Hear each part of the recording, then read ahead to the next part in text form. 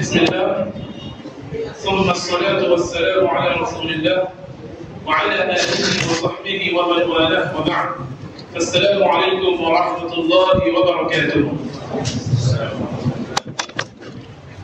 نحمد الله ونشكره أن يسر لنا هذا اللقاء المبارك في بيت من بيوت الله وفي مجلس من مجالس الذكر. Nous louons Allah subhanahu wa ta'ala et nous le remercions de nous avoir facilité cette assise dans une de ces maisons, une assise parmi les assises de dhikr, les assises de rappel. نستضيف فيه أولا الحبيب الداعي إلى الحق المعروف بتمسكه بما كان عليه أصحاب رسول الله صلى الله عليه وسلم. Et nous recevons dans cette assise notre frère bien-aimé, prêcheur à la vérité, connu pour son attachement sur ce sur quoi, son attachement à ce sur quoi était les combats du prophète sallallahu alayhi wa sallam. Alors, on va dire Mohamed Boura, hafizahullah wa baraka fihi. Il s'agit de notre frère Mohamed Boura, qu'Allah le préserve et qu'il le bénisse. وفي الحقيقة كما قال العرب المعروف لا يعرف. Et en réalité, comme l'ont dit les Arabes, celui qui est connu n'a plus besoin d'être présenté. فمن أراد الزيادة في التعرف عليه وعلى دعوته. Et donc toute personne qui aimerait connaître davantage le frère et savoir à quoi il appelle concrètement, فليرجع إلى قنواته الرسمية على اليوتيوب أو تليجرام أو غيرهما. Alors que ce dernier retourne à ses chaînes connues, que ce soit sur YouTube, Telegram ou autre. وموضوع محاضرات اليوم أيها الأحبة. Et le sujet de sa conférence aujourd'hui, chers frères et sœurs bien-aimés, est أعظم المواضع. Fait partie des sujets les plus importants. Là, nous avons أصل الفصول. Mais plutôt d'ailleurs, c'est la base même de toutes les bases. C'est le fondement de tous les fondements. وهو ما حق الله على العباد. Et le sujet, c'est quel est le droit d'Allah sur ses serviteurs. فلله علينا الحق. Et donc Allah subhanahu wa ta'ala vient voir sur nous. ولكن ما هو هذا الحق. Mais quel est donc ce droit-là? سؤال قد أجاب عنه النبي صلى الله عليه وسلم. Si vous parlez de demander de répondre, ne prenez pas de photos et de vidéos, s'il vous plaît. Ne prenez pas de photos, pas de vidéos, s'il vous plaît. سؤال قد أجاب عنه النبي صلى الله عليه وسلم. Cette question, le prophète صلى الله عليه وسلم y a déjà répondu. وسيبينه لنا أخونا بعد قليل. Mais notre frère d'ici peu va nous expliquer et nous détailler concrètement quel est le droit d'Allah sur cette servitude, Inch'Allah. ونسأل الله أن ينفعنا بما نسمع. Nous demandons à Allah subhanahu wa ta'ala de nous faire profiter de ce que nous allons entendre. وأن يجزي الأخ خير الجزاء. Et qu'il récompense le frère de la meilleure des récompenses. فليتفضل مشكورا مأجورا.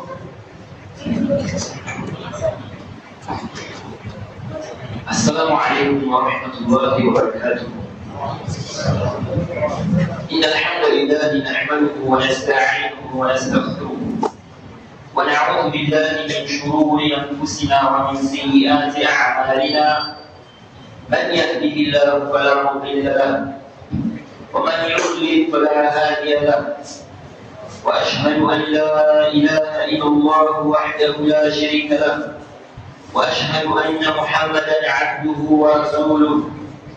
يا أيها الذين آمنوا اتقوا الله حق تقاته ولا تموتن إلا وأنتم مسلمون. يا أيها الناس اتقوا ربكم الذي خلقكم من نفس واحدة وخلق منها زوجها وبث منهما رجالا كثيرا ونساء واتقوا الله الذي تساءلون به والأرحام إن الله كان عليكم رقيبا. يا أيها الذين آمنوا اتقوا الله وقولوا قولا سديدا يصلح لكم أعمالكم ويغفر لكم ذنوبكم ومن يطع الله ورسوله فقد فاز فوزا عظيما. Amma ba'd. Louange à Allah, le créateur des cieux et de la terre, on le loue pour tout ce qu'il nous apporte comme bien et comme grâce. Et on lui demande de prier sur son prophète Mohammed, sallallahu alayhi wa sallam, sa famille, ses compagnons, et tous ceux qui les ont suivis jusqu'au jour de la rétribution. Celui qui a guidé, personne ne peut l'égarer. Celui qui a égaré, personne ne peut le guider. Alors je ne saurais commencer cette conférence sans remercier tous les frères qui ont contribué à la réalisation de cette assise et les assises qui seront faites, Inch'Allah. On demande à Allah de récompenser tous ceux qui ont participé de près ou de loin. Et je suis très honoré et vraiment je demande à Allah de nous accorder le raffermissement sur la vérité. Je suis très honoré de cet accueil chaleureux. Sans plus tarder, comme le frère a dit, le titre de la conférence, c'est bien quel est le droit d'Allah sur ses serviteurs. Et cette question a été répondue par le prophète Mohammed sallallahu alayhi wa sallam, comme on va le voir. Tout d'abord, Allah subhanahu wa ta'ala, dans son livre, il nous dit Ya ayyuhal insan, ma gharraka bi rabbika al-karim. Ô toi l'homme, qu'est-ce qui t'a trompé au sujet de ton Seigneur? Qu'est-ce qui t'a trompé au sujet de ton Seigneur? Est-ce que ce sont les enfants qui t'ont trompé? Est-ce que c'est la richesse qui t'a trompé? Est-ce que ce sont les femmes qui t'a trompé au sujet de ton Seigneur? L'être humain doit méditer. L'homme doit méditer par rapport à cette interrogation. Qu'est-ce qui t'a trompé? Chacun doit voir sa situation. Chacun doit voir sa situation. Allah subhanahu wa ta'ala nous a créés pour un but. Comme il a clairement dit, وَمَا خَلَقْتُ الْجِنَّ وَالْإِنسَ إِلَّا لِيَعْبُدُونِ. Je n'ai créé les djinns et les hommes que pour qu'ils m'adorent. Le but pour lequel Allah nous a créés, c'est l'adoration. On est venu sur cette terre pour adorer Allah. C'est vrai qu'Allah, n'est-ce pas, a créé également dans ce bas monde des choses pour nous. Comme il a dit, c'est lui qui a créé tout ce qui est sur la terre pour vous. Et Allah nous a interdit des choses dans ce qu'il a créé pour nous éprouver. Qui va respecter cela? Qui va obéir et qui va désobéir? Allah, dans ce qu'il a créé, il nous a interdit certaines choses. Ne faites pas ça. Ne touchez pas à ceci. Ne faites pas telle chose. Et il nous a ordonné également des choses. Il ne nous a pas créés sans but. Comme lui-même l'a dit, l'homme pense-t-il qu'on va le laisser comme ça sans but? Non. Il y a un but pour lequel Allah nous a créés. L'homme pense-t-il qu'on va le laisser? L'homme pense-t-il qu'on va le laisser comme ça sans obligation? Non. Il y a des obligations à observer. Alors, l'être humain doit s'interroger. Quel est mon but sur cette terre? Qu'est-ce qu'Allah attend de moi? Le prophète Mohammed sallallahu alayhi wa sallam, comme je l'ai dit, a répondu à la question qu'on a posée. Quel est le droit d'Allah sur les serviteurs? Vous savez, entre nous, parfois il y a des droits. Un tel a un droit sur un tel. La femme a un droit sur l'homme. Elle a tel droit sur son mari. Le mari aussi a des droits sur sa femme. Les enfants ont des droits vis-à-vis de leurs parents. Les parents ont des droits vis-à-vis des enfants. Mais le plus grand droit c'est le droit d'Allah sur ses serviteurs. Quel est donc ce droit? C'est venu dans le Sahih al-Bukhari et le Sahih Muslim. Le hadith de Mu'adh. Le hadith de Mu'adh, que beaucoup d'entre vous connaissent. Le prophète Mohammed sallallahu alayhi wa sallam a dit: Ya Mu'adh, ô Mu'adh, atadri ma haqqullahi ala al-ibad? Est-ce que tu connais le droit d'Allah sur les serviteurs? Le prophète Mohammed sallallahu alayhi wa sallam pose la question à Mu'adh. Et Mu'adh de dire: Allah wa rasuluhu a'lam. Allah et son messager sont les plus savants sur ce sujet. Ici, là, le prophète a employé une méthode d'enseignement. Cette méthode consiste à poser des questions, ou à poser une question afin d'attirer l'attention de celui à qui on parle. Lorsqu'on te pose la question, si tu ne connais pas la réponse, lorsqu'on va te donner la réponse, tu seras plus attentif, de manière générale. Parce qu'on t'a posé la question avant, et tu ne connaissais pas. Donc le prophète, parfois il utilise cette méthode. Et c'est une méthode que les enseignants, les imams, les prédicateurs, les étudiants en sciences, même les parents avec les enfants, c'est une méthode, n'est-ce pas, qui est bien à employer dans l'enseignement. Tu poses la question à l'enfant, à la maison. Est-ce que tu connais ceci? Est-ce que tu connais cela? Après, je lui donne la réponse. Généralement, ça reste plus. Parce que tu as d'abord attiré son attention par rapport à cela. Et donc, le prophète ici pose la question à Mu'adh. Est-ce que tu connais le droit d'Allah sur les serviteurs?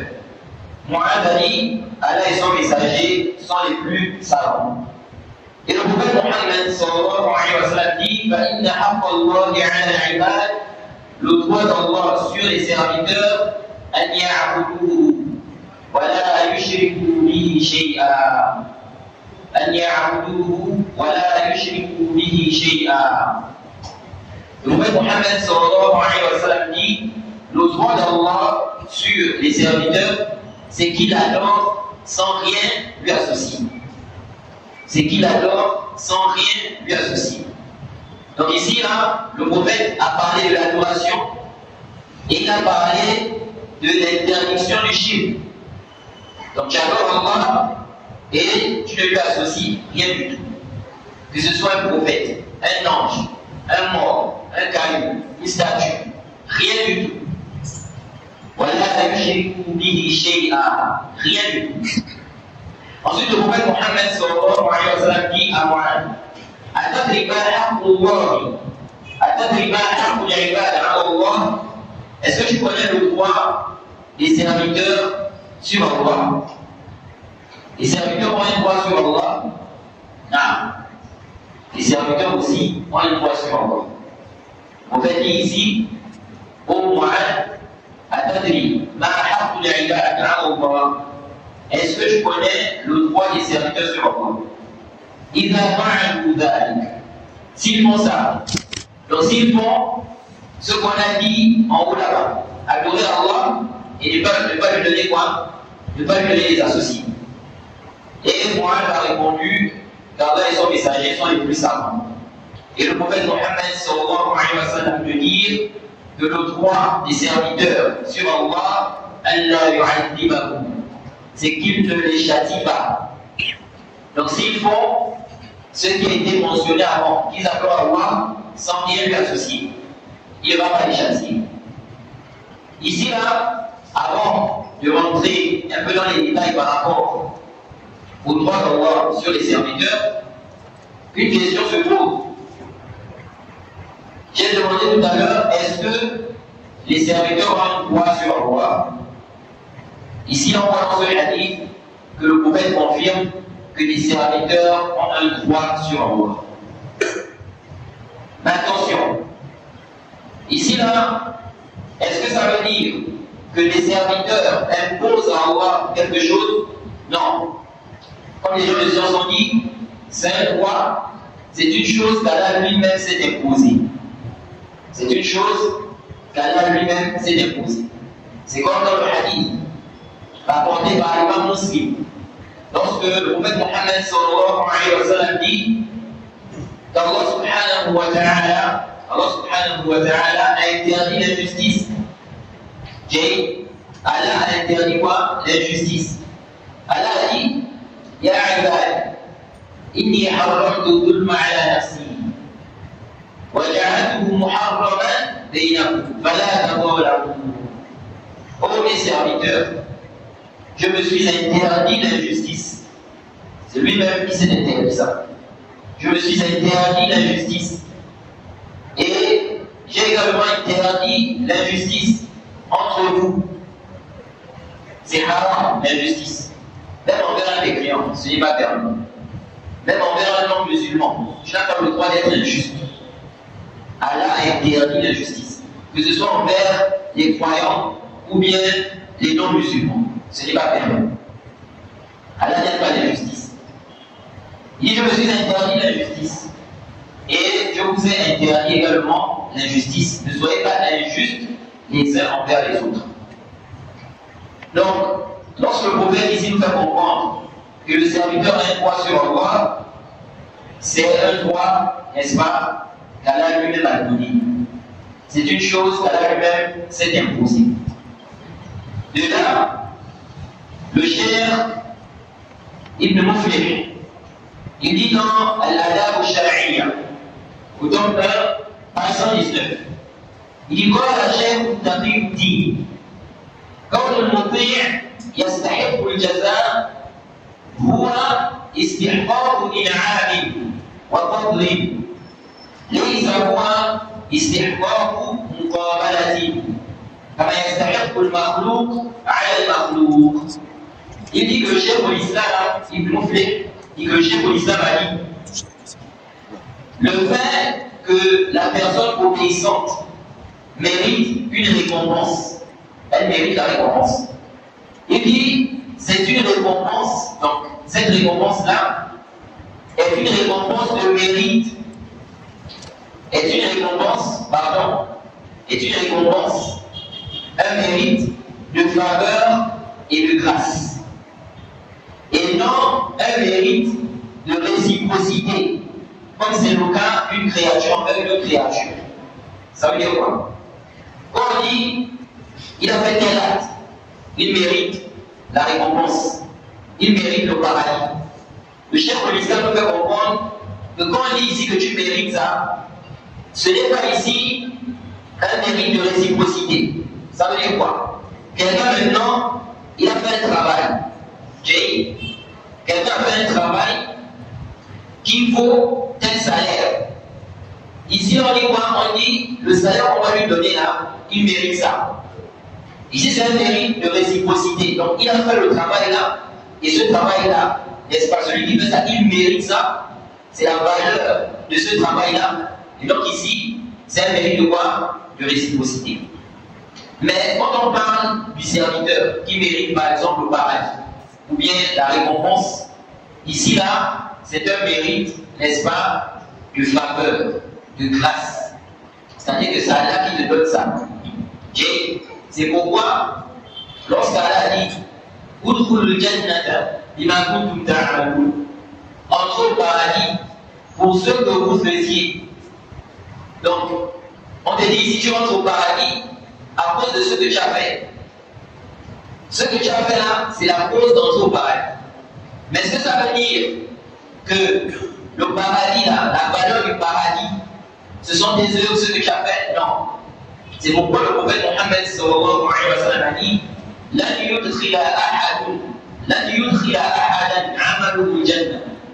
Le prophète dit personne, aucune personne, aucune œuvre ne fera entrer quelqu'un au paradis. Aucune œuvre ne fera entrer quelqu'un au paradis.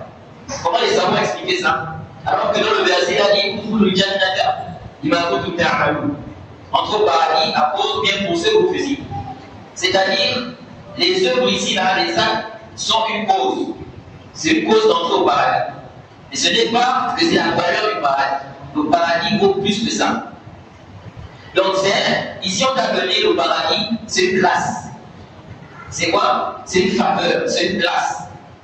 Vous voyez? C'est comme ça qu'il faut comprendre ici, lorsqu'on parle, n'est-ce pas, du droit des serviteurs sur Allah.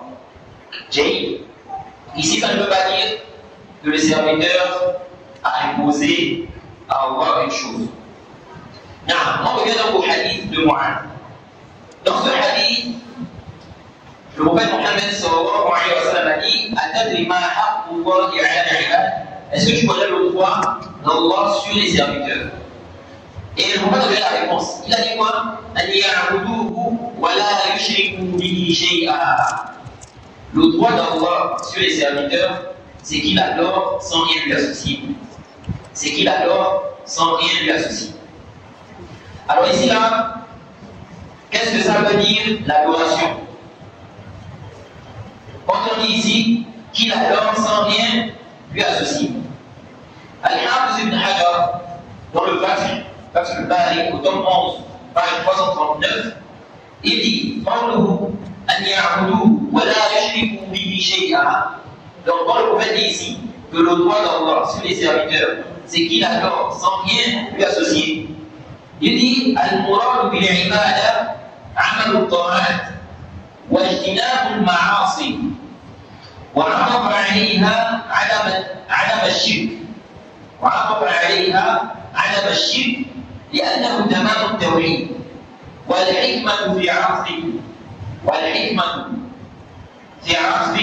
أو في عطفه على العبادة أن بعض الكفرة كانوا يدعون أنهم يعبدون الله ولكنهم كانوا يعبدون آلهة أخرى فاشترط النفي ذلك. Ibn Hajar ici. Ce qui est visé par l'adoration ici, quand le prophète a dit, c'est qu'il adore. Ils adorent Allah sans rien lui associer. Ça veut dire quoi, Allah? Ibn Hajar dit, ce qui est visé ici par l'adoration, c'est quoi? Il dit, c'est l'accomplissement, n'est-ce pas, d'actes d'obéissance. Faire les actes d'obéissance. Faire ce qui est quoi? Acte d'obéissance. La prière, le jeûne, la zakat, l'amour, la crainte d'Allah. Les actes d'obéissance. Ensuite, il dit et l'évitement des péchés. C'est ça l'adoration ici. L'évitement des péchés, c'est-à-dire s'écarter des péchés. Beaucoup de gens généralement quand on parle d'adoration, ils pensent plus à quoi? À la première catégorie qu'il a citée ici là. C'est-à-dire, n'est-ce pas, l'accomplissement d'actes d'obéissance. Vous voyez, Ibn Hajar dit l'adoration ici, quand on dit d'adorer Allah et de ne pas lui les associer, c'est quoi? L'accomplissement d'actes d'obéissance et s'écarter des péchés, des interdits. C'est ça l'adoration. Donc tu fais, n'est-ce pas, des actes d'obéissance et tu t'écartes aussi de ce qui est interdit. Tu es dans l'adoration. C'est ce qu'on appelle adorer Allah. Quelqu'un qui prie, qui jeûne, n'est-ce pas? Il est en train d'adorer Allah. Quelqu'un qui s'écarte du zina, par crainte d'Allah, il est en train d'adorer Allah. Quelqu'un qui délaisse le vol, par crainte d'Allah, il est en train d'adorer Allah. Donc l'adoration, ici, dans son sens général. Maintenant, pourquoi il a cité le shirk? Parce que le délaissement des péchés, ça rentre dans l'adoration. Ibn Hajar dit, il a mentionné le shirk, parce que le shirk aussi fait partie des choses interdites. Donc si l'ibad ici, qu'il adore Allah, ça veut dire faire les actes d'obéissance et s'écarter de ce qui est interdit. Pourquoi on a cité le shirk? Alors que le shirk aussi rentre dans les choses interdites. Il dit ici la sagesse, pourquoi on a mentionné ici le shirk, pourquoi on a annexé ça à l'adoration? Il dit c'est parce que certains des croyants prétendaient qu'ils adoraient Allah. Ils prétendaient qu'ils adoraient Allah, mais avec ça, ils adoraient leur divinité. Ils adoraient l'autre divinité. C'est pourquoi on a mentionné ici le fait de ne pas commettre le shirk. C'est pourquoi il ne suffit pas d'adorer Allah. Il faut adorer Allah seul, sans rien lui associer. Vous allez voir des gens, il va adorer Allah, il va prier, il va jeûner, mais en même temps il commet des actes de shirk. En même temps il commet le shirk. Ici là, ce n'est pas quoi? Ce n'est pas profitable. Celui qui commet le shirk akbar, il est en train d'annuler ses œuvres. Comme Allah dit dans le Coran, lorsqu'il a parlé des prophètes, il a dit s'ils avaient donné des associés, là on parle des prophètes. Après avoir cité les prophètes, Allah dit ces prophètes-là, s'ils avaient donné des associés à Allah, tout ce qu'ils ont eu à faire comme œuvre là, ça allait être annulé. Allah ne devait pas prendre cela en considération. Donc, il ne suffit pas de dire j'adore Allah, mais il faut adorer Allah sans rien lui associer. C'est pourquoi il a dit ce n'est pas tout. Voilà maintenant, il y a un point ici à comprendre. Lorsqu'on a dit, ou lorsqu'Ibn Hajar nous fait comprendre ici que c'est garder des péchés, ça entend ce qui est visé par l'adoration ici là. Qu'est-ce que ça veut dire en réalité? Est-ce qu'il s'agit ici là du simple fait de ne pas commettre le péché? Non. Il ne suffit pas de ne pas commettre le péché. Ce qui est visé, c'est de délaisser le péché, n'est-ce pas, tout en sachant que c'est un péché. Par crainte d'Allah. Parce qu'il y a des gens parfois qui ne commettent pas certains péchés. Mais ce n'est pas ici là pour Allah. Quelqu'un maintenant, on va dire, il est aveugle. Quelqu'un aveugle, il ne voit pas. Et donc, il ne voit pas des femmes qui sont mal vêtues. Il ne regarde pas des femmes qui sont mal vêtues. Jay, parce qu'il est aveugle, il ne peut pas voir. Est-ce que celui-là, on dit ici là, qu'il est récompensé parce qu'il ne voit pas les femmes qui sont mal vêtues, il ne regarde pas la nudité des femmes, les perversités? Non, il n'a pas la récompense ici. Jay, il n'a pas la récompense ici. Pourquoi? Parce que ce qui est visé par le délaissement des péchés, c'est le fait de délaisser, n'est-ce pas, cela, tu es capable, ok? Tu délaisses cela pour Allah. Ce n'est pas que tu es capable de faire cela, ou bien ce n'est même pas passé par ta tête. C'est pourquoi Ibn Hajar dit, dans le Fath al-Bari, au tome 1, page 15, il dit وَالتَّحْقِيقُ أَنَّ الْتَرْكَ الْمُجَرَّدَ لَا ثَوَابَ فِيهِ. Il dit, en vérité, le simple fait de s'abstenir, de ne pas faire le péché, il dit, il n'y a pas de récompense dans ça, le simple fait de ne pas faire ça. Il dit, وَإِنَّمَا يَحْصُلُ الثَّوَابِ بِالْكَفَّ الَّذِي هُوَ فِعْلُ النَّاسِ. Il dit, plutôt, la récompense s'obtient par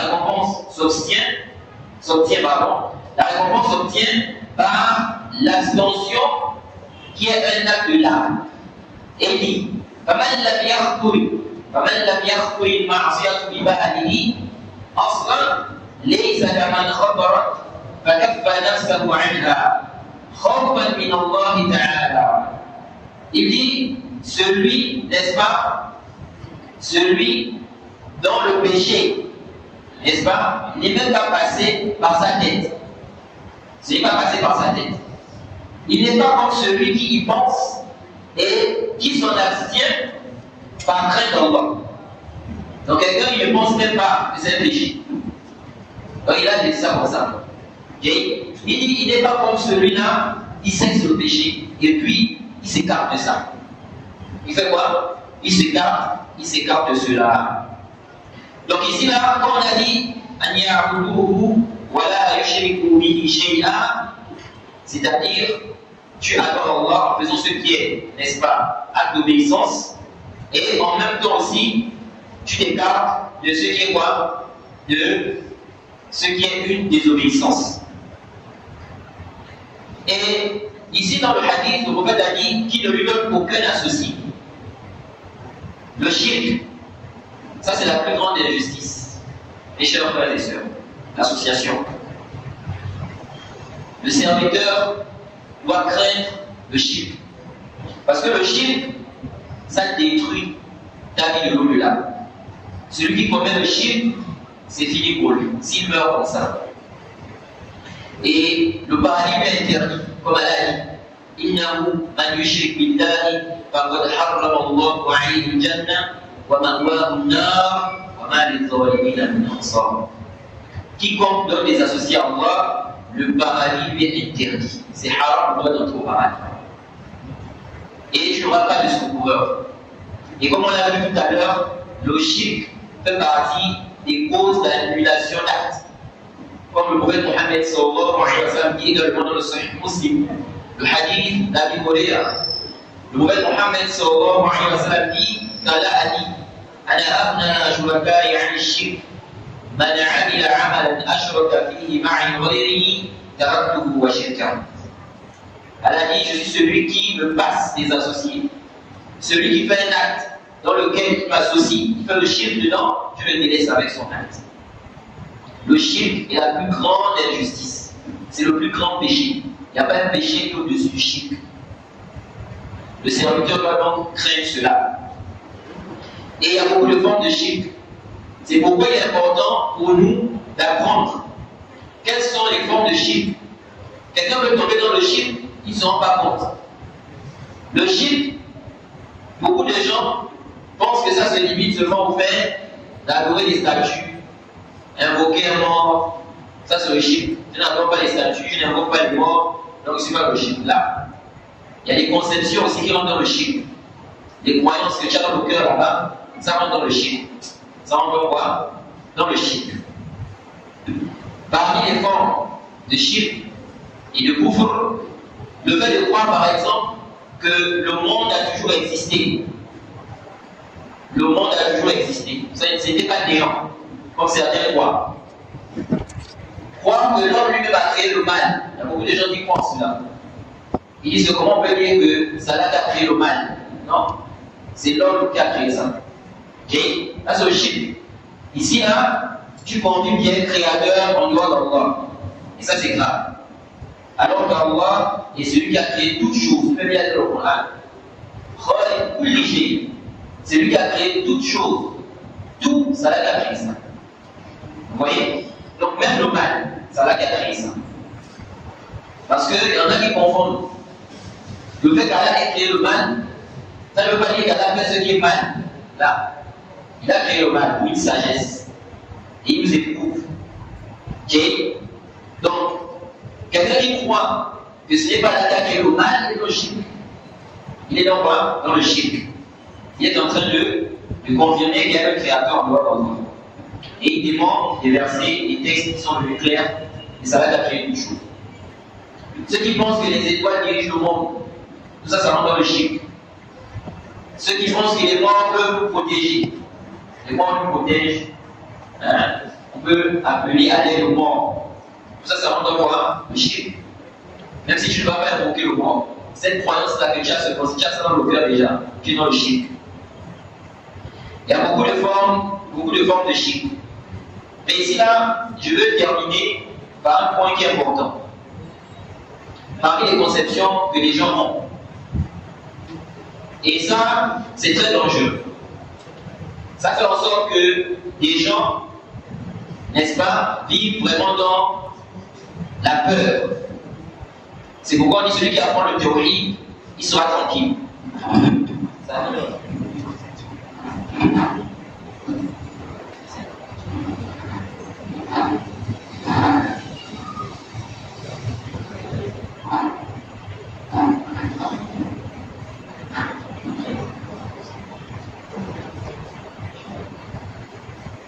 donc ici là,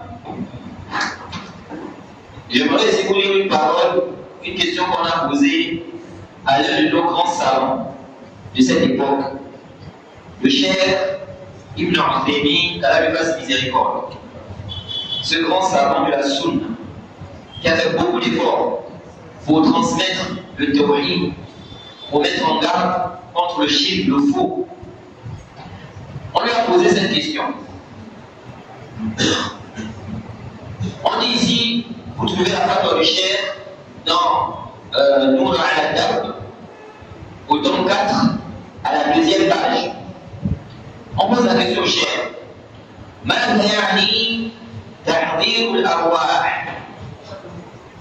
وهل هذا موجود حقيقة أم خرافة حيث يقال إن هناك أشخاصا يحضرون أرواح الأموات ويلتقون معهم ويكلمونهم فهل هذا صحيح؟ Donc on pose la question au cheikh Ibn Uthaymin. On lui dit, que veut dire le fait d'appeler les esprits, invoquer les esprits, appeler les esprits? Est-ce que ça existe vraiment? Vous savez que l'être humain est composé de quoi? Du corps et de l'âme. On a le corps, le jasad, et puis on a l'âme, ou bien le ruh. Bien que les savants divergent, est-ce qu'il y a une différence entre l'âme et l'esprit? Plusieurs savants disent qu'il n'y a pas de différence. L'âme, c'est l'esprit, l'esprit, c'est l'âme. Et d'autres ont fait, n'est-ce pas, mentionner une différence. Lorsqu'on meurt, c'est connu qu'à la base, l'esprit, le ruh, se sépare du corps. Le ruh, donc l'esprit, se sépare du corps. Bien que dans la tombe là-bas, le ruh, l'esprit va revenir. Comme c'est vu dans les hadiths authentiques. Dans le corps, n'est-ce pas, ou l'interrogation. Alors, il y a des gens qui prétendent que quand quelqu'un meurt là, quand quelqu'un meurt, il revient en esprit. Il vient à la maison, il peut venir tourner, hein? Il est dans la maison, il suit la maison. D'où les conceptions des certains qui pensent que le monde peut nous protéger. Le grand-père peut nous protéger. On dit les esprits nous protègent. Est-ce que l'esprit, celui qui est mort là, est-ce que son esprit est capable de nous protéger? Donc on pose la question au cheikh Ibn Uthaymin. Et à cause de cette croyance, vous allez voir qu'il y a des gens qui vivent dans la peur. Ils ne sont pas tranquilles. Parce qu'ils ont ces croyances-là. Quelqu'un va être dans une chambre où quelqu'un est mort. Il a peur. Pourquoi? Parce que quelqu'un est mort là-bas. Il dit non, l'esprit là va venir là, ça va faire quelque chose. Vous voyez? Ici là, on demande au cheikh Ibn Uthaymin. Est-ce que le fait, il y a aussi d'autres qui disent qu'ils invoquent les esprits. Ils disent qu'ils invoquent les esprits. On pose la question au cheikh Ibn Uthaymin. Qu'est-ce que cela signifie, invoquer les esprits? Appeler les esprits. Appeler les esprits. Est-ce que ça existe? Ou bien c'est un mythe? Parce qu'on dit qu'il y a des gens qui vont venir les esprits, ils appellent les esprits. Ils se rencontrent avec eux, ils leur parlent. Est-ce que ça c'est soqué? ويقال إنه توجد كتب عن تحضير الأرواح فما رأيكم وما حكم ممارسة مثل هذا العمل. On dit qu'il y a des livres sur ça, dans les livres pour appeler les esprits. On demande au chef quelle est ta position par rapport à ça. Et quel est le jugement de celui qui fait ça? Il faudrait qu'il appelle les esprits. La réponse du chef. Le chef dit هذا التحضير لأرواح الموتى لا يصح. Il dit cet appel-là, on dit on appelle les morts, les esprits. Il dit ici, donc appeler les esprits les morts, il dit ce n'est pas authentique, ce n'est pas vrai. ولا يمكن أن يكون ثابتا. Il dit et ce n'est pas possible que cela soit prouvé.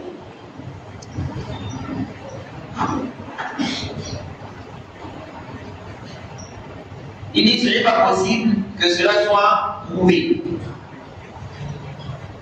لماذا؟ بشرط وإذا قدر أن أحدا زعم أنه حضر روح فلان وخاطبته فإن هذا شيطان يخاطبه بصوت ذلك الميت. Le chef dit, si on suppose que quelqu'un prétend qu'il a fait venir l'esprit d'un mort et puis lui a parlé, et puis l'esprit aussi lui a parlé, le chef dit, ça là, c'est Shaitan qui lui parle avec la voix de celui qui est mort. Donc le chef dit, si on suppose que quelqu'un prétend ça, il dit, moi je l'ai fait venir, pas parler, pas dire, le chef dit, si on suppose ça, il dit, c'est le Shaitan. Il dit, فَإِنَّ الْأَرْوَاحَ بَعْدَ الْمَوْتِ مَحْفُوظَةٌ. Les esprits après la mort sont préservés. Il dit, كما قال الله تعالى حتى إذا جاء أحدكم الموت توفته رسلنا وهم لا يفرطون. Il dit, comme Allah a dit, lorsque la mort atteint l'un de vous, nos messagers, donc les anges, n'est-ce pas, enlèvent l'âme, ok, sans aucune négligence. Le chef dit, ils ne sont pas négligents dans la préservation de cette âme. Il dit, إن الأرواح تكون بعد الموت في مقرها. Il dit de deux, et ensuite les esprits après la mort là, ces esprits-là sont dans leur endroit, dans leur siège, là où Allah a décrété, n'est-ce pas, que ces esprits-là soient. ولا يمكن أن تحضر إلى الدنيا بأي حال من الأحوال. Donc les esprits-là ne peuvent pas venir ici. C'est fini. Quelle que soit la situation, ils ne reviennent plus ici. Et donc, même ceux qui disent non, il est mort, quelqu'un a été tué. Alors ils disent, comme il a été tué, ce n'était pas son jour.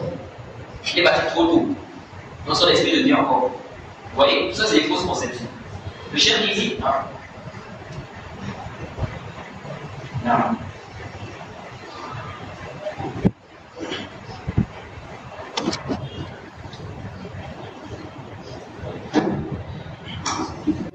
En train de prétendre des choses, n'est-ce pas, qui ne sont pas quoi, qui ne sont pas supérieures, ou au minimum des choses interdites. Et la personne va faire des pensées. Hein? Tu m'avais lavé le corps, tu m'avais fait comme ça, on va faire ceci, on va faire cela, on doit laver, il faut acheter le bouton, il faut acheter le poulet, on va égorger comme ça. Vous les dites, la personne va se donner l'argent. Vous voyez? Ça, ce sont, n'est-ce pas, des choses qui cause la perte du serviteur. Nous devons, n'est-ce pas, craindre notre Seigneur, adorer Allah comme il se doit et patienter face aux épreuves.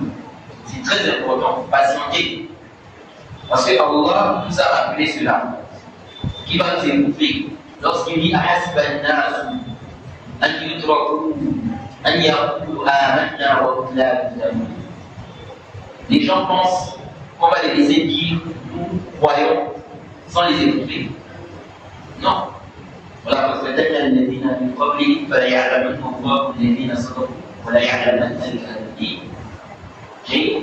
nous avons éprouvé ceux qui sont passés et nous allons donc vous éprouver.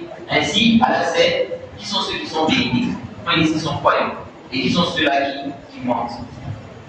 Nous devons patienter face aux épreuves et pas, n'est-ce pas, faire ce qui est illicite, ce qui constitue le shirk. Parce que le shirk, c'est la plus grande injustice, et c'est le plus grand péché. Et celui qui commet ça, son au-delà est perdu. Son au-delà est détruit. C'est un grand shirk, bien évidemment. Donc on va s'arrêter ici. On demande qu'Allah nous accorde la compréhension de sa religion, qui nous facilite, afin qu'on puisse mettre en pratique, n'est-ce pas, les enseignements de l'islam.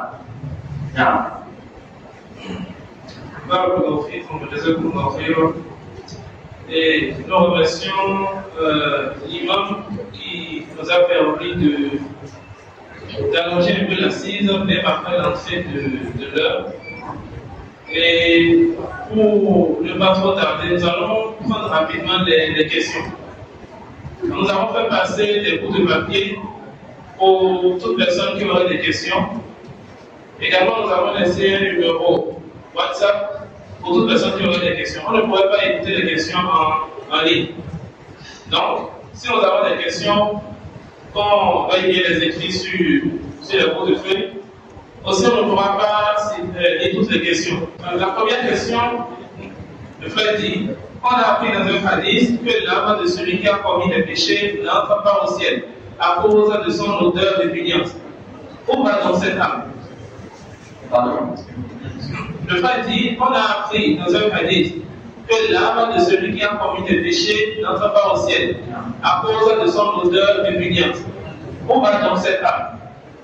Peut-être que vous frère fait allusion au hadith qui est rapporté par l'imam Ahmed, où on nous parle en fait des étapes lorsque la personne meurt, les étapes de son âme.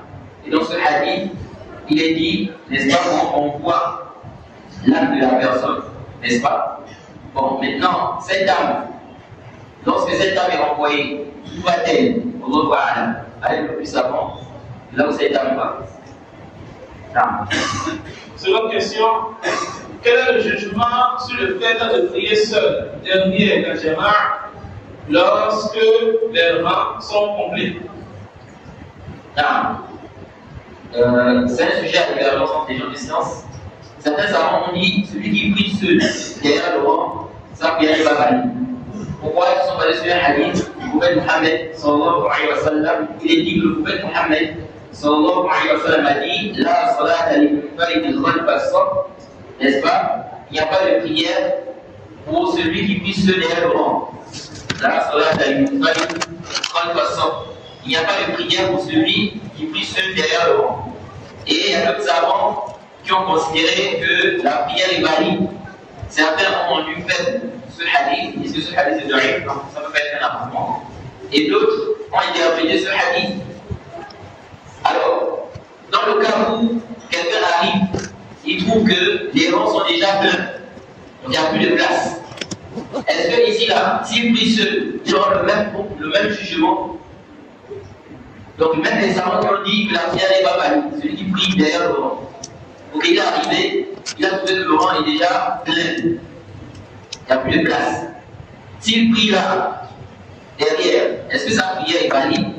Certains savants ont dit, même dans ce cas, la prière n'est pas valide. Même dans ce cas, la prière n'est pas valide. Ils ont dit, qu'est-ce qu'il va faire? Ici, là, s'il y a des gens qui peuvent venir prier avec lui, donc il attend. Les gens viennent, ils vont prier ensemble. Et si personne ne vient, il ne prie pas. Il fait quoi? Il ne prie pas. Donc quand la prière va terminer, il n'est pas prié. Certains savants disent ça. Et l'autre savant dit non. Ici, là, cette obligation-là, en griffe, elle tombe. Et ça, c'est la vie que moi je suis. La vie des savants qui ont dit, s'il n'y a plus de place, ici, là, tu peux prier derrière, ceux derrière le rang. Car nous savons que les obligations, c'est selon les capacités. Le prophète Mohammed sallallahu alayhi wa sallam a dit Salli qa'iman, fa in lam tastati' fa qa'idan, fa in lam tastati' fa 'ala janb. Dans le Sahih, le prophète a dit prie debout, si je ne peux pas assis, si je ne peux pas sur le côté. Prier debout à la base, ça fait partie des piliers de la prière. Mais celui qui est dans l'incapacité de prier debout, il prie assis. Pourtant, c'est un pilier.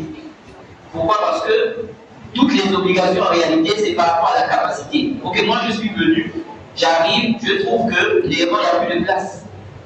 Il n'y a plus de place. Personne ne vient prier. Donc je fais quoi? Je délaisse la prière obligatoire en groupe, ou bien je prie quand même. Ici, là, nous disons la personne prie. Nous disons quoi? La personne prie, sa prière est valide. Sachant que le hadith, on dit que celui qui prie derrière le rang, la prière n'est pas valide, c'est un hadith aussi qui fait un nom des bases sur son authenticité. Non, au revoir. Il y a ceux qui demandent, des gens disent et croient que les morts veillent sur eux et les protègent. Que pouvons-nous répondre à ceux-là? C'est comme ce que nous avions expliqué tout à l'heure. Ça, c'est complètement mort et l'une, c'est faux. Les morts ne veillent pas sur eux. Ils ne protègent pas. Celui qui protège, c'est Allah. Et à chaque fois, n'est-ce pas, le prophète Mohammed avant ça, le prophète Mohammed sallallahu alayhi wa sallam, dans le hadith qui est rapporté par l'imam Ahmed, il dit le hadith d'Ibn Abbas.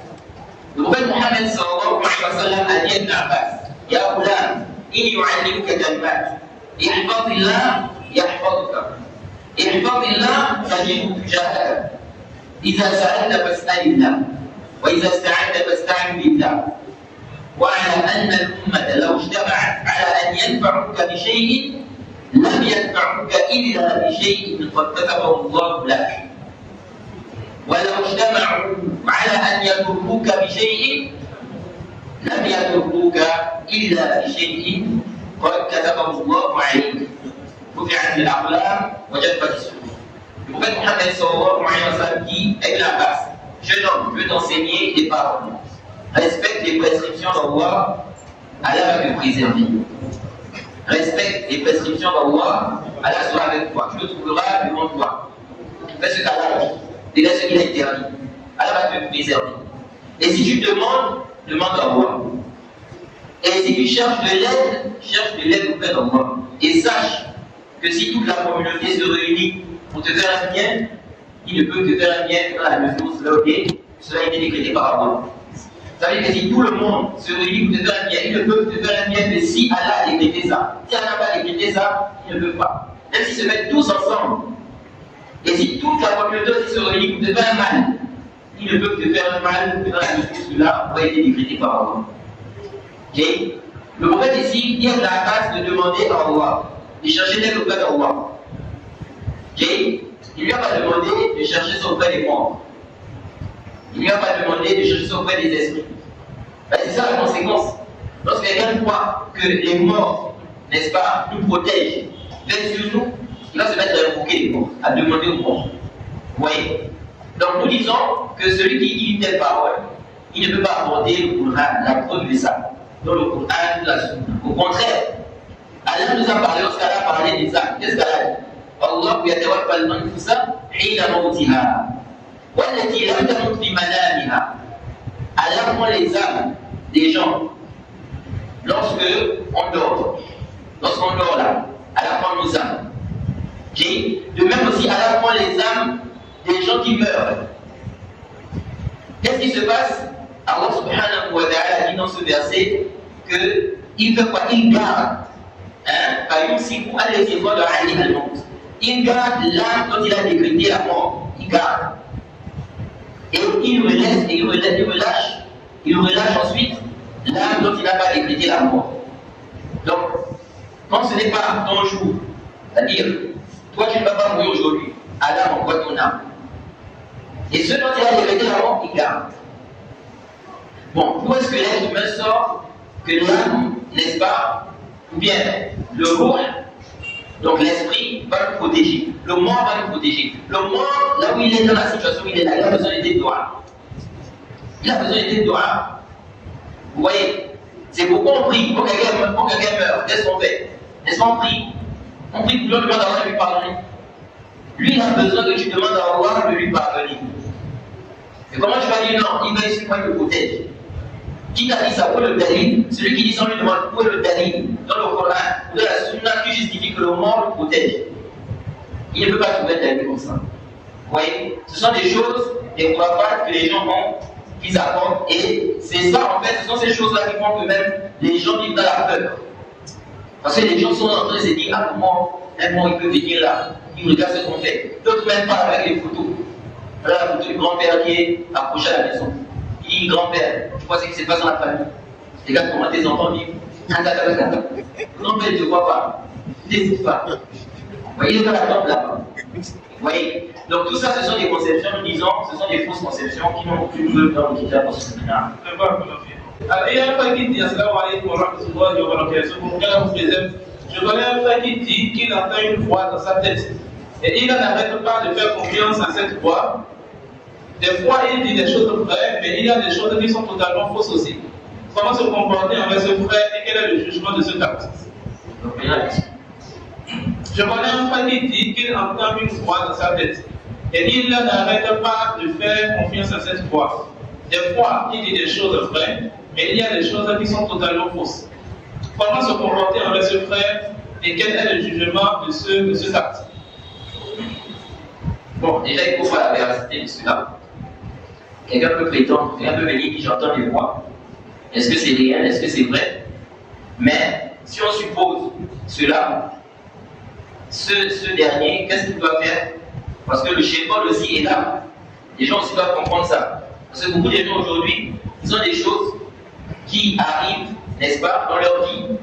Mais c'est comme s'ils se disent en fait, c'est-à-dire, ils sont conscients de cela. Le shaitan existe à la base. Mais dans ces situations-là, c'est comme s'ils oublient ça. Et ils vont ramener ça à des choses, n'est-ce pas, à des conceptions qui n'ont rien à voir avec l'islam. Donc quelqu'un comme ça, n'est-ce pas, ce qu'on peut lui donner comme conseil, c'est de demander la protection d'Allah, n'est-ce pas, contre ce qu'il ressent là, de faire les adhkar du matin, du soir, de faire ses obligations, ce qui est obligatoire, et laisser les interdits. C'est aussi un point qui est important. Il y a des gens parfois qui s'éloignent d'Allah à cause des péchés. Et quand quelqu'un est loin d'Allah, parfois, ça peut être parmi les causes que des chéaries, les djinns, viennent autour de la personne. Donc nous demandons à cette personne, nous disons à cette personne d'invoquer Allah, d'apprendre la religion, n'est-ce pas, de faire les adhkar du matin et du soir. Et qu'est-ce que la deuxième question, c'était quoi? Comment se comporter envers ce frère et quel est le jugement de cet article? De lui donner conseil, par rapport à ce qu'il dit. Comme j'ai dit, ça peut être quelque chose qui n'est pas vrai, okay? C'est juste ta parole. Il y a des gens comme ça qui prétendent des choses. Vous voyez, c'est comme les gens qui disent aujourd'hui, quelqu'un va venir, il dit non, j'ai vu le mort, j'ai vu un mort. Un téléphone, il dit je l'ai vu, il est revenu. Je vous dis que je l'ai vu. Parfois il ment. Ça peut être aussi qu'il a vu, mais ce n'est pas le mort qu'il a vu en réalité. C'est le shaitan qu'il a vu qui a pris la forme. Parce que le shaitan peut prendre la forme des gens. Le shaitan peut prendre la forme des gens, comme c'est venu dans les hadiths. Papa demande, je ne suis pas du tout contre le fait de suivre la compréhension des plus prédécesseurs. Mais au niveau de l'explication de certains versets, selon leur compréhension, qui à vue d'œil ne semble pas être ça, comment se comporter? Et également, comment être sûr que par moment, les Arabes nous disent toujours la vérité sur cette explication des plus prédécesseurs. Et il finit en disant, mon intention n'étant pas d'insulter les Arabes, mais plutôt de me rassurer. Tout d'abord, Allah, dans le Coran, nous a montré que nous devons suivre les deux prédécesseurs. En commençant par les compagnons du prophète Mohammed sallallahu alayhi wa sallam. Dans la Sourate Baqarah, Allah dit quoi? فَإِنْ آمَنُوا بِمِثْلِ مَا آمَنْتُمْ بِهِ فَقَدِ اهْتَدَوْا. Allah dit, s'ils croient comme vous avez cru, ils sont bien guidés. Lorsque ce verset est descendu, on n'était pas là. Tous ici, on n'était pas là. C'était les compagnons du prophète qui étaient là. Donc quand Allah dit ici, s'ils croient comme vous avez cru, c'est-à-dire les compagnons du prophète, ils seront bien guidés. Donc si tu crois comme les compagnons, tu seras bien guidé. Et Allah dit, وَمَنْ يُشَاقِقِ الرَّسُولَ مِنْ بَعْدِ مَا تَبَيَّنَ لَهُ الْهُدَى وَيَتَّبِعْ غَيْرَ سَبِيلِ الْمُؤْمِنِينَ نُوَلِّهِ مَا تَوَلَّى وَنُصْلِهِ جَهَنَّمَ وَسَاءَتْ مَصِيرًا. Allah dit, quiconque fait scission du messager d'Allah, après, n'est-ce pas, que la vérité est parvenue, et qu'il suit un chemin autre que celui des croyants, nous allons le laisser comme il s'est détourné et on va le mettre en enfer. Contredire la foi des croyants. Et les croyants ici, c'est d'abord les premiers musulmans. Les premiers croyants. Si les premiers croyants ont été unanimes que le verset, il faut comprendre ça comme ça, c'est là où se trouve la guidée. Parce que lorsque toi tu viens en 2000, on va dire, on est en 2025. Tu arrives en 2025, tu lui dis le verset là, tous les salafs ont expliqué ça comme ça. Ils ont dit que c'est comme ça qu'il faut commencer là. Tous, ils se sont trompés. La bonne compréhension, c'est ça. Tu apportes une nouvelle compréhension qu'on ne connaît pas. On prend les exégèses, les livres des tabassirs, on ne trouve pas l'explication là. Ce n'est pas une explication qui était connue des salafs. Les salafs sont unanimes, il faut comprendre le verset là comme ça. Moi je dis non, la compréhension n'est pas bonne. Qu'est-ce que j'ai en train de prétendre ici? J'ai en train de prétendre que tous les salafs là, ils étaient en erreur. Personne n'était sur la vérité. C'est toi qui étais sûr. C'est toi qui es sur la vérité en 2025. Et ça là, ça contredit la parole du prophète. Parce que le prophète Mohammed sallallahu alayhi wa sallam, dans le Sahih al-Bukhari, il dit La tazalu ta'ifatun min ummati dhahirina ala al-haqq. Il dit un groupe de ma communauté ne cessera d'être sur la vérité. À chaque époque, il y a toujours un groupe de la communauté qui est sur la vérité. Toute la communauté ne peut pas être en erreur. Toute la communauté ne peut pas être en erreur. Dans chaque époque. Donc lorsque toi tu viens en 2025, tu dis tous ceux qui sont passés là, depuis l'époque des compagnons là-bas, jusqu'en 2025, ils étaient en erreur sur la convention universelle. Ça veut dire que toute la communauté était en erreur. La meilleure communauté était en erreur. C'est toi qui es venu avec la vérité en 2025. Ça c'est faux. Ça ne peut pas être vrai. Donc, on a l'obligation de suivre la compréhension des salafs. Maintenant, le problème c'est quoi? Le problème c'est qu'il y a certaines personnes qui prennent des versets et ils croient en fait que cette compréhension-là, c'est la compréhension de tous les salafs. Alors que parfois, ce n'est pas la compréhension de tous les salafs. Donc lui va croire que c'est la compréhension de tous les salafs, et s'il croit que c'est une erreur, il va dire donc, on doit laisser la compréhension des salafs. Lorsqu'on parle par exemple de la question de la grossesse, la plus grande période de grossesse, quelle est la plus grande période de grossesse? C'est-à-dire que, quelle est la plus grande période? On va dire qu'une femme peut rester enceinte. Généralement, c'est combien? Combien de temps? 9 mois. Généralement. Est-ce qu'il y a des femmes qui sont enceintes parfois 10 mois? Oui. Non, 11 mois. Oui. Non, 12 mois. Très bien. Bon, maintenant, si on dit 2 ans, vous avez une femme qui est enceinte pendant 2 ans. Il y a des gens, ils ont mis des paroles de certains salafs où ils ont donné, n'est-ce pas, la plus grande période de grossesse, ils ont donné des années, ils ont cité des années. Ils ont dit comment ils peuvent dire ça? Aujourd'hui, avec la médecine, on sait que la femme ne peut pas être enceinte pendant des années. Vous voyez? Donc ici, là, on fait quoi? On dit la convention est appelée ordinaire. Alors que déjà, ça, là, ce qui a été donné là, certains salafs qui ont donné des années là, ce n'est pas pour société ça. Tous les salafs ne sont pas unanimes sur ça. Et les salafs qui ont donné ça, ils ont donné ça par rapport à leur expérience. Certains ont dit selon ce qu'eux ils ont vu. Okay? Selon ce qu'ils ont vu. Vous savez qu'à l'époque aussi, il y a des choses qui se passaient à l'époque. Maintenant, dans notre époque là, ça devient très rare. C'est comme les âges. Vous voyez qu'aujourd'hui, n'est-ce pas, si on vous dit quelqu'un a vécu 100 ans, les gens arrivent à croire. Vous voyez, 100 ans, 120, 130, 140. Vous savez qu'à l'époque, il y a des gens qui vivaient 150 ans. Plus que ça même. Le prophète Nour, il a vécu combien d'années? Des siècles. Mais est-ce qu'à votre époque-là, quelqu'un a vécu des siècles, par exemple, quelqu'un va dire il a vécu 600 ans. Vous connaissez quelqu'un comme ça? À notre époque-là, 600 ans. Il est vivant. Vous voyez? Donc parfois, il y a des choses aussi qui se sont produites à l'époque de ça, ils ont vu ça, et donc ils ont donné ça par rapport à leur vécu. Mais donc nous, à notre époque, on n'a pas vu ça. Ça ne veut pas dire que c'est faux. Tu ne peux pas démentir un salaf qui est vivant, il te dit, moi j'ai vu ça. J'ai assisté à cela, donc voilà pourquoi je dis ça. Toi tu viens parce que tu n'as pas vu ça à ton époque, tu dis non, ça veut dire que c'est. Oui. Donc c'est pour dire quoi? C'est pour dire que les gens parfois ont fait mal, n'est-ce pas, les propos de certains salafs, ou parfois ils ont vu une erreur, c'est vrai que ça s'est trompé, mais ils vont attribuer ça à tous les salafs. C'est comme si tous les salafs étaient unanimes sur ça. Alors que ce n'est pas le cas. Celui qui a posé la question, il doit savoir que le bien se trouve dans le suivi des salafs. Et le suivi des salafs ici, c'est dans deux choses. Ça se comprend de deux manières. Premièrement, si les salafs sont unanimes, ils sont tous d'accord, n'est-ce pas, que le verset, il faut comprendre ça comme ça. Tous, ici on doit suivre ça. Et ça va nous préserver de l'égard. Pourquoi beaucoup de gens s'égarent aujourd'hui? C'est parce qu'ils délaissent des explications, n'est-ce pas, des salafs. Les explications des compagnons du prophète, les élèves des compagnons du prophète. Ils ne suivent pas ça, ils peuvent suivre leur propre raison. Et ils font quoi, ils s'égarent? C'est regarder les chrétiens. Comment les chrétiens se sont divisés. Parce que chacun comprend le verset à sa manière. Ils nous sont l'église. Les musulmans, l'islam, c'est pas comme ça. L'islam, on a les exégèses, le tafsir. Tu repars aux exégèses. Le verset, tu peux lire un verset, toi tu crois que c'est ça le sens. Mais quand tu expliques, tu vois que tu as mal compris. Regardez les compagnons du prophète. Les compagnons du prophète Mohammed sallallahu alayhi wa sallam. Lorsque on a dit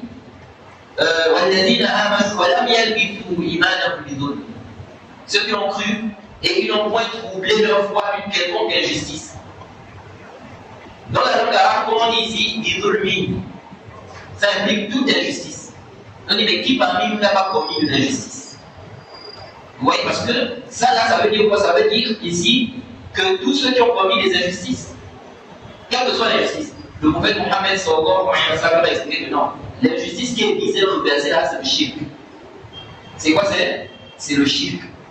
Donc pour dire quoi? Pour dire que parfois tu peux prendre un verset, toi tu comprends, tu te dis que c'est ça le sens, alors que ce n'est pas ça, le sens. Donc il faut revenir à des explications, n'est-ce pas, des pieux prédécesseurs, déjà l'explication du prophète Mohammed sallallahu alayhi wa sallam lui-même, qui a enseigné au compagnons du prophète, et eux qui ont enseigné à leurs élèves, ainsi de suite. Je pense que là, on a déjà dépassé le temps qui nous est réservé. Donc, nous ne pourrons plus lire les questions restantes, bien qu'on aurait voulu. Et donc, nous remercions beaucoup l'assistance, nous remercions les frères et ceux qui ont fait le déplacement pour écouter la parole d'Allah. Nous demandons à Allah subhanahu wa ta'ala de nous faire profiter de ce que nous avons entendu, et que ceci soit une preuve pour nous, et une preuve contre nous. Et nous rappelons que demain, Inch'Allah, nous serons avec le frère à la mosquée de Saint-André. Par contre, il fait juste face à l'école primaire publique de Saint-André, à partir de 10h30, si je ne me trompe pas, 10h30. Et donc, on va s'arrêter là. سبحانك اللهم وبحمدك أشهد أن لا إله إلا أنت أستغفرك وأتوب إليك. السلام عليكم ورحمة الله وبركاته.